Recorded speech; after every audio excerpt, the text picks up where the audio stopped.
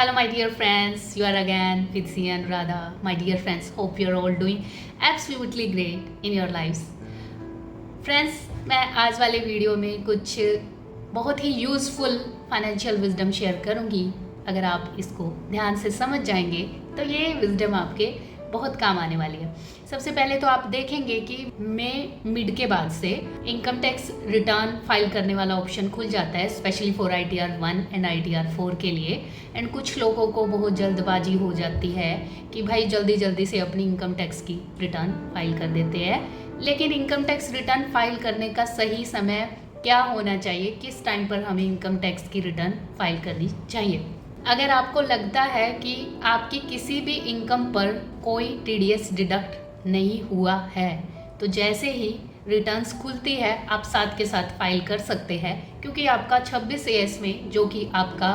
TDS को reflect करता है उसमें कोई रिफंड वगैरह आपका बनेगा नहीं, TDS वगैरह आपका डिडक्ट नहीं हुआ होगा। तो आप किसी भी टाइम पर जैसे ही रिटर्न खुलती है अपनी रिटर्न फाइल कर दें, कोई प्रॉब्लम वाली बात नहीं है इस केस में। लेकिन अगर आपकी किसी भी इनकम पर TDS डिडक्ट हो रहा है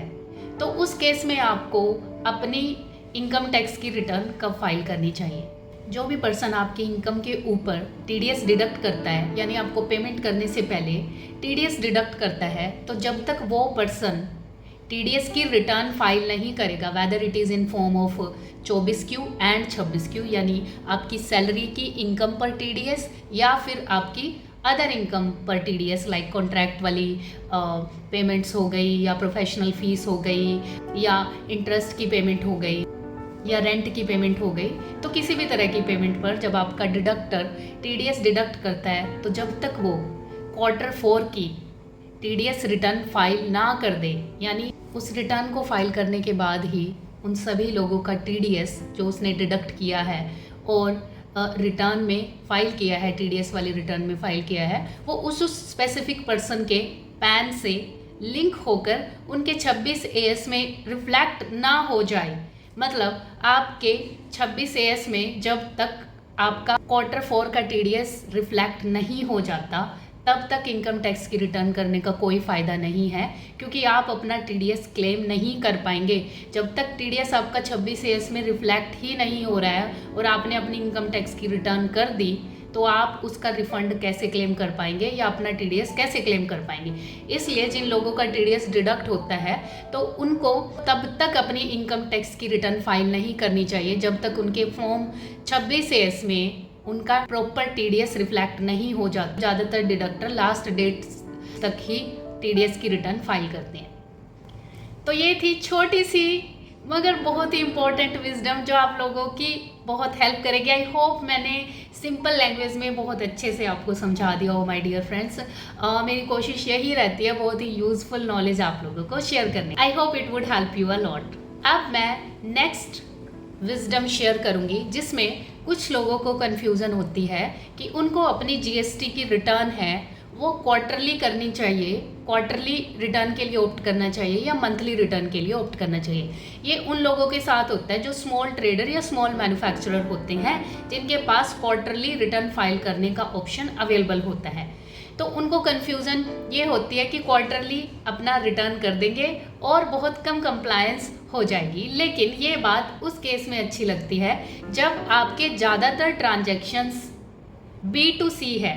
यानी आपके पास GST रजिस्ट्रेशन है और आप जिन लोगों को सेल कर रहे हैं वो नॉर्मल कस्टमर्स हैं जो आपसे चीज़ें लेके कंज्यूम करते हैं और उनके पास GST रजिस्ट्रेशन नहीं है, तो ये ट्रांजैक्शन B2C हुआ। तो अगर आपके पास ज़्यादातर जो क्लाइंट्स है वो B2C के हैं तो उस केस में आप क्वार्टरली रिटर्न के लिए ऑप्ट कर सकते हैं। जब आप अपनी R1 एंड 3B फाइल करेंगे तो उस केस में आपके क्लाइंट्स को क्रेडिट लेने की कोई चिंता ही नहीं है, क्योंकि उनको क्रेडिट मिलेगा ही नहीं, क्योंकि ये ट्रांजैक्शंस B2C है, यानी GST रजिस्ट्रेशन वाले पर्सन से GST नॉन रजिस्ट्रेशन वाले पर्सन की तरफ सेल जा रही है, तो वो पर्सन को GST का क्रेडिट मिलेगा ही नहीं क्योंकि उसके पास रजिस्ट्रेशन ही नहीं है। तो ये B2C, अगर आपके बिजनेस के ज़्यादातर ट्रांजैक्शंस B2C है तो आप क्वार्टरली रिटर्न के लिए ऑप्ट कर सकते हैं, उसमें लेस कंप्लायंस होंगी। लेकिन अगर आपके ज़्यादातर क्लाइंट्स हैं वो B2B वाले हैं, यानी जिन लोगों को आप सेल कर रहे हैं उनका भी जीएसटी रजिस्ट्रेशन है, वो भी बिजनेस कर रहे हैं, यानी वो आपसे प्रोडक्ट लेकर आगे सेल कर देते हैं या कुछ भी करते हैं आपके प्रोडक्ट के साथ, लेकिन उनके पास जीएसटी रजिस्ट्रेशन है, तो ये जो सेल होगी ये B2B ट्रांजैक्शंस होंगे। तो इस केस में अगर आप क्वार्टरली रिटर्न के लिए ऑप्ट करेंगे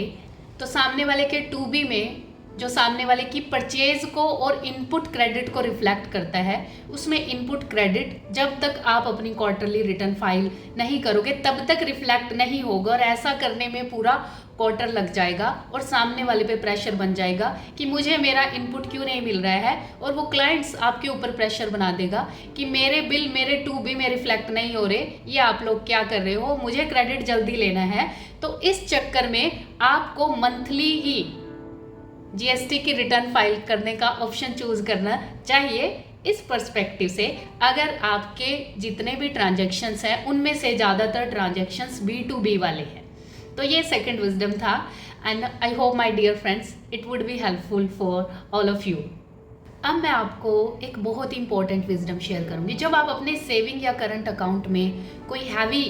कैश डिपॉजिट कराते हो, कोई हाई ट्रांजैक्शनल वैल्यू आपके सेविंग अकाउंट या आपके करंट अकाउंट में होती है, तो बैंक आपने SFT के थ्रू इनकम टैक्स को रिपोर्ट कर देता है, जो कि बैंक हर साल हाई वैल्यू ट्रांजैक्शंस को इनकम टैक्स को रिपोर्ट करता ही करता है। SFT statement of financial transaction होता है। इसमें सेविंग अकाउंट में अगर एक सर्टन लिमिट से ज़्यादा का कैश डिपॉजिट हुआ है किसी कस्टमर के अकाउंट में तो वो वाली डिटेल जाएगी, या करंट अकाउंट में एक सर्टन लिमिट से ज़्यादा का हुआ है। SFT के अंदर और भी बहुत सारी चीज़ें ऐसी होती है जो बैंक हर साल रिपोर्ट करके चलता है। तो अगर आपके अकाउंट में कोई हाई वैल्यू ट्रांजैक्शन हुई है आपके सेविंग अकाउंट में या आपके करंट अकाउंट में, जिसने वो थ्रेशोल्ड क्रॉस कर दिया, जिससे कि वो बैंक की SFT में आ गया और बैंक ने आगे इनकम टैक्स को रिपोर्ट कर दिया, आपके पास डिमांड नोटिस आ गया है या फिर शोकॉज नोटिस आ गया है, जिसमें इनकम टैक्स आपको कहता है कि ये आपकी अनडिस्क्लोज इनकम क्यों नहीं है, ये आपकी अनएक्सप्लेन्ड इनकम क्या है, ये आप हमें एक्सप्लेन कीजिए। और अगर आप एक्सप्लेन नहीं कर पाए, ये सेक्शन 69 इस पे लग जाएगा और अनडिस्क्लोज इनकम मानकर हम इसको आपकी इनकम में इंक्लूड कर देंगे और उसके ऊपर टैक्स लगा देंगे। तो आज ही मैंने एक अच्छा खासा रिप्लाई प्रिपेयर किया था एक क्लाइंट के लिए। तो इसमें आपने क्या देखना है, अगर आपके अकाउंट में जो आपने कैश डिपॉजिट किया है, वैसे कैश डिपॉजिट करने की कोई लिमिट नहीं होती, आप कितना भी कैश डिपॉजिट कर सकते हैं सेविंग अकाउंट में भी करंट अकाउंट में भी। लेकिन प्रॉब्लम क्या आती है कि बैंक आगे इनकम टैक्स को बता देता है अपने SFT के थ्रू, और फिर इनकम टैक्स आपसे पूछता है कि ये अनएक्सप्लेन्ड इनकम है क्या है। अगर तो ये जेन्युइन सोर्स है और आप इसको एक्सप्लेन कर पा रहे हैं तो कोई दिक्कत ही नहीं है, लेकिन अगर आपके पास क्लैरिटी ही नहीं है, आपने कुछ भी 2 नंबर का काम किया और अपने बैंक में जमा करा दिया और आप उसको एक्सप्लेन ही नहीं कर पा रहे, तो आपकी अनडिस्क्लोज इनकम का सेक्शन 69 लग जाएगा और आपकी अनडिस्क्लोज इनकम का पार्ट बनकर आपको उसके ऊपर टैक्स पे करना पड़ेगा। लेकिन अगर आप प्रॉपरली डिफाइन कर देते हैं कि ये जो अमाउंट मैंने अपने अकाउंट में जमा किया है, ये मैंने अपने किसी रिलेटिव से या अपने फैमिली मेम्बर से एक असिस्टेंस ली है और ये इतना इतना अमाउंट उनके बैंक अकाउंट से या उनके इस सोर्स ऑफ इनकम से आ रहा है, जो कि आप प्रूव कर देते हैं पर्टिकुलर जो बैंक स्टेटमेंट्स होती हैं उनके थ्रू